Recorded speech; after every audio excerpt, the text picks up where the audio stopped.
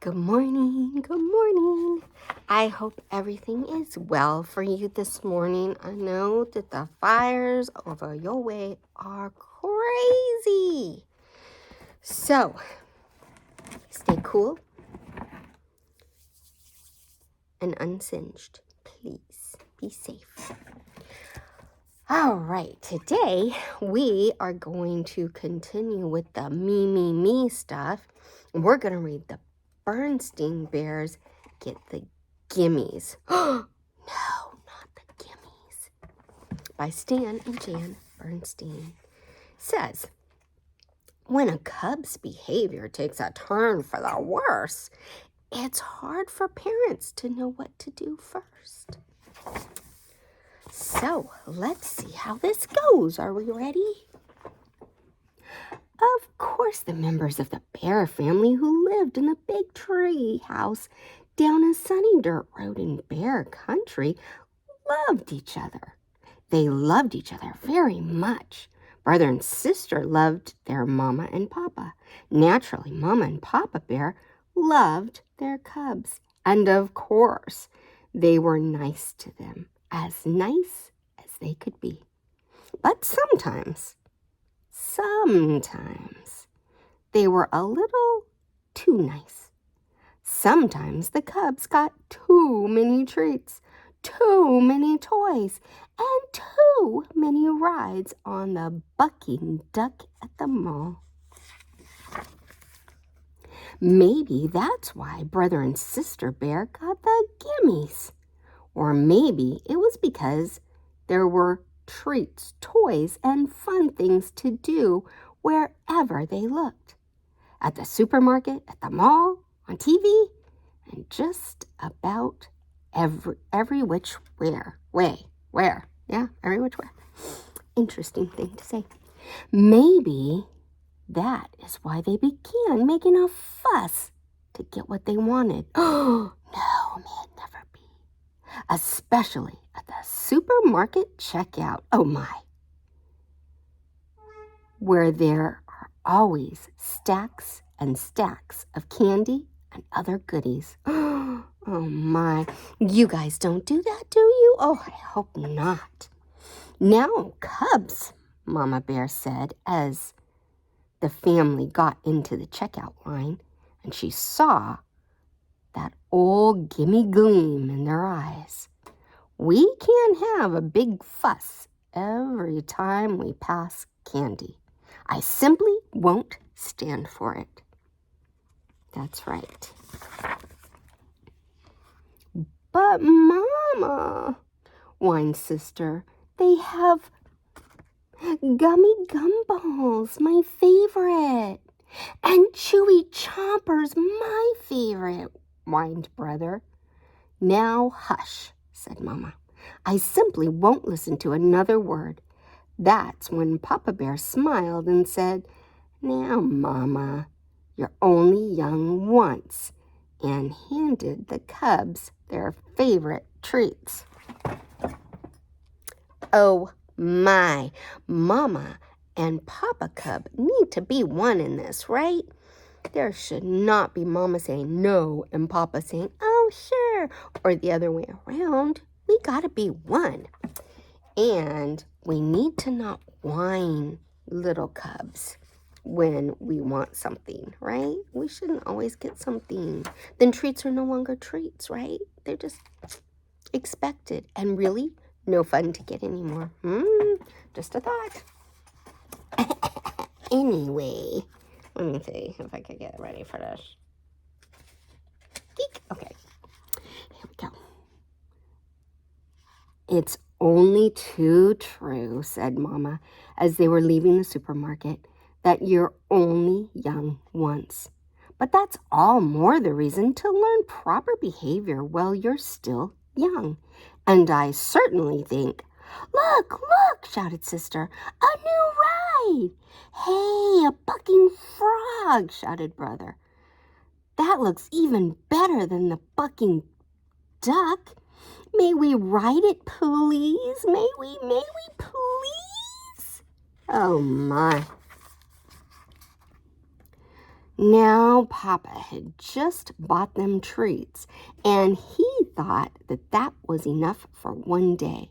But the cubs made such a fuss that he sighed, dug into his pocket, and put some money in the slot. Oh, Papa. Papa looked at Mama and shrugged. Cubs will be cubs, he said. Oh, my. Do you think that was a good idea? No. It's nice, but now the cubs are going to be more whiny, right? And spoiled. Spoiled cubs are terrible. It may be true that the cubs will be cubs, said Mama, as they walked across the parking lot to their car. But that's no excuse for jumping up and down and making a scene every time they see something they want. Look, look, shouted the cubs again. Little rubber cats that stick out their tongues when you squeeze them. Cubs, said Mama, that will be quite enough. I don't want to hear another word. See, they're never content. Oh, please, they shouted. May we have them? Please, please, please. Papa decided it was time to put a stop to all the fussing. Stop that fussing, he said in his loudest Papa Bear voice. But they were making such a commotion, they didn't even hear him. Sister was jumping up and down so hard that she fell over backwards and started kicking her feet in the air. Oh, dear. Please, please, shouted the cubs loudly, so loudly that the whole parking lot took notice. Said embarrassed Papa to the toy seller. 2 of those rubber pussycats, please. Oh, goodness. Should Papa Bear have done that? Just because he wanted them to be quiet? Nay, nay, nay, because what is it teaching them? To continue doing that, right? They whine, they have a fit, and they get what they want. So they learn, hey, I can behave badly, and that will make Mom and Dad give me what I want. I know you guys don't do that, right? Because that is bad behavior and unworthy of a treat. Goodness, we need to be thankful for what we have, right? And if we get a special goodie every once in a while, we should be thrilled about that, right? And not constantly ask. Anyways, let's see what happens. The rubber pussycats not only stuck out their tongues when they squeezed them, they went squeak, squeak as well. And they squeaked all the way home. Mama was quite annoyed by the time they got back to the treehouse, but Papa was so angry he could hardly speak. It was Papa's fault because he allowed it. Anyway, it wasn't until the cubs had gone about their business and Mama had made a pot of tea that Papa's voice came back loud and clear.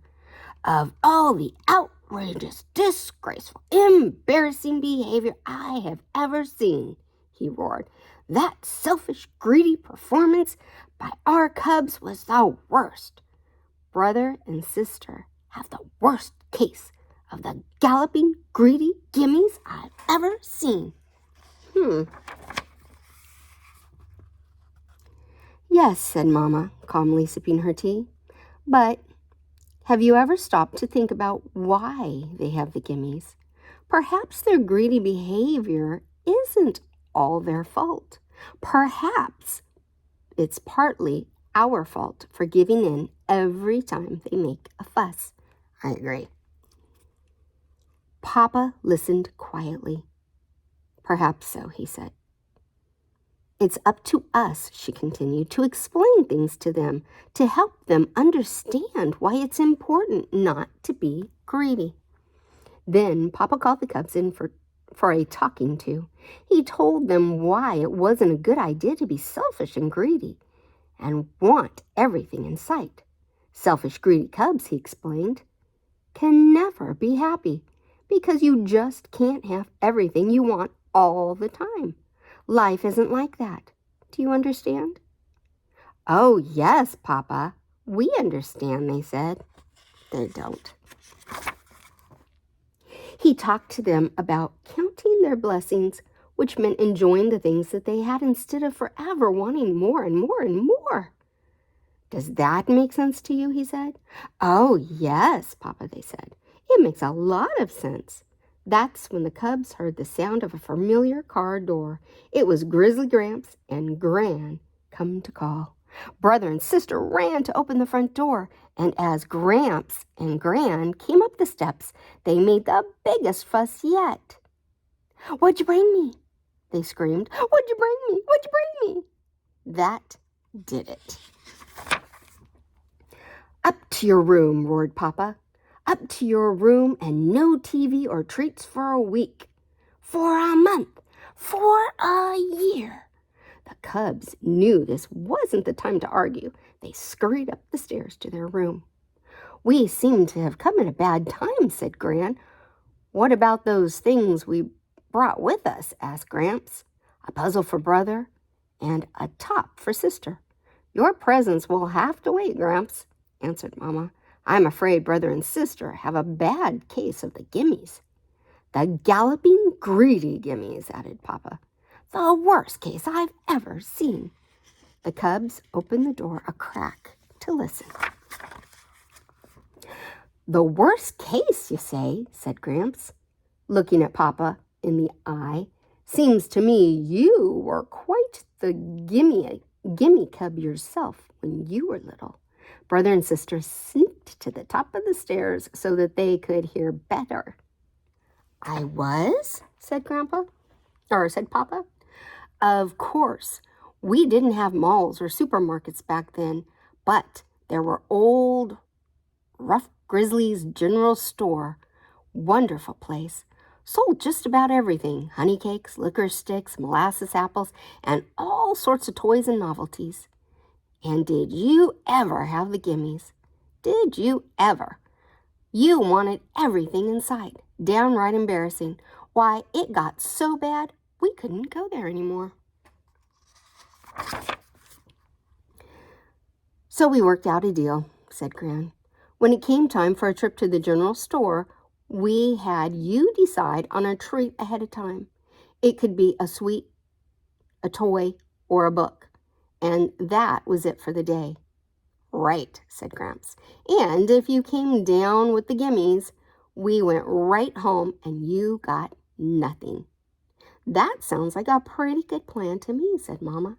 "Me too," said Papa. The cubs tiptoed back to their room. It sounded okay to them, too.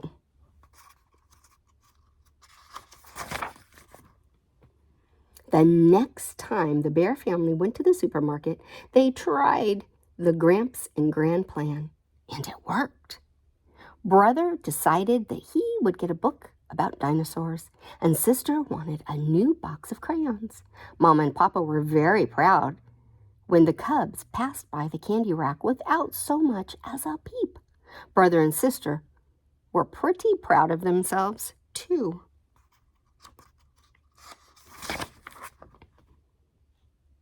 But they heard it, the familiar sound of a cub with a bad case of the Gimmies, kicking and screaming. Cub was behind them in the checkout line. "You never heard such a fuss. What an outrageous, disgraceful, embarrassing behavior," said Sister.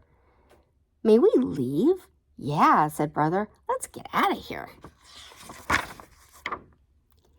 And that's how Brother and Sister Bear got rid of a pretty bad case of the galloping, greedy Gimmies. Whew. It's like a bad disease, huh? And it's contagious. So we need to learn to be content, right? And not always ask for things. We should be content with what people give us. Anyway, I hope you liked our story about the greedy Gimmies. And if you have a case of those, I hope you learned that it's not a good thing to be thankful for what you have, right? and content. I love you. Have a good day and stay safe.